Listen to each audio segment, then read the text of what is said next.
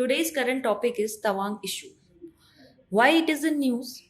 It has been seen that Indian and Chinese troops had a clash in Tawang region of Arunachal Pradesh. ये चर्चा का विषय इस वजह से बना हुआ है क्योंकि it was the first such incidents involving the Indian soldiers and Chinese PLA troops since the Galwan valley incident in 2020। हम सब ने गलवान वैली इंसिडेंट 2020 में देखा होगा। हमारे कई जवान, हमारे कई सैनिक उसमें शहीद हुए थे। ये बहुत बड़ा इंसिडेंट था। उसके बाद तवांग वैली का जो इशू है वो इस समय लाइमलाइट में बना हुआ है।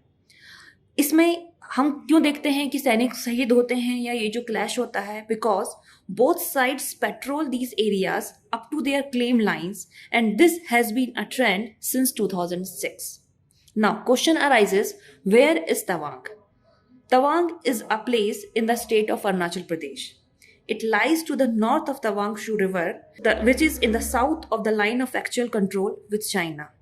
Line of actual control is a demarcation line between China and India. Same way that is line of control is between Pakistan and India. यही वो लाइन है जिससे हमारी इंडिया की और चाइना की सीमा तय होती है। ये साइट गैलुगोप्पा मोनेस्ट्री के लिए फेमस है। अब क्वेश्चन ये उठता है कि चाइना इस एरिया में इंटरेस्टेड क्यों है?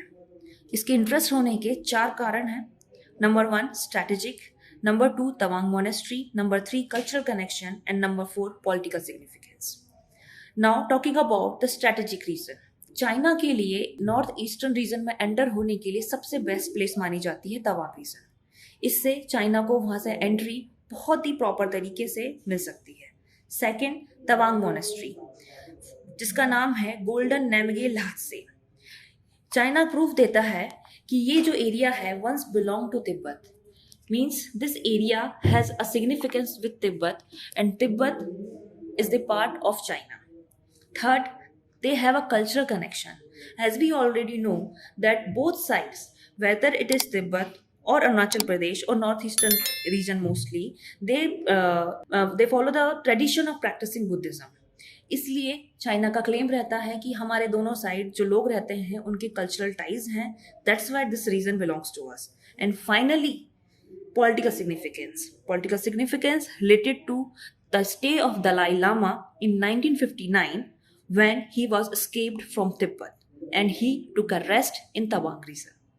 Now, question comes, what should India do after this incident?